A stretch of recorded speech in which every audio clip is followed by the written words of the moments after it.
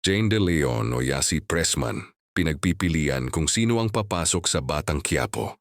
Umiinit ngayon ang espekulasyon sa showbiz world matapos kumalat ang balitang dalawang bigating actress ang pinagpipilian umano kung sino ang susunod na papasok sa hit primetime action series na FPJ's Batang Quiapo.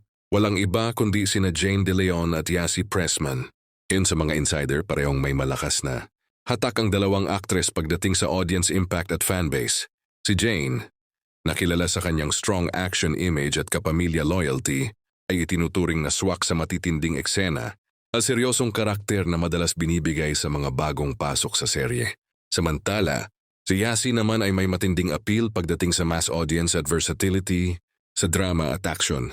Bukod pa rito, may established fanbase na rin siya sa primetime viewers, kaya't malaking dagdag ratings at buzz umano kung siya ang mapipili. Dagdag ng source, hindi basta-basta ang magiging papel ng papasok na aktres. Di umano'y major role ito na may direktang koneksyon sa takbo ng kwento ni Coco Martin, kaya't masusi ang pagpili ng production kung sino ang tunay na babagay sa karakter. Hindi rin umano isinasantabi ang factor ng network loyalty, availability, at long-term commitment.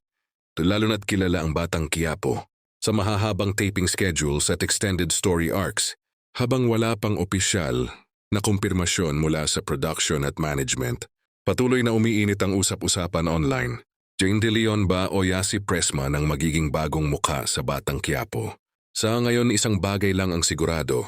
Kahit sino sa dalawa ang mapili, siguradong yayanig ito sa takbo ng kwento at sa primetime ratings war.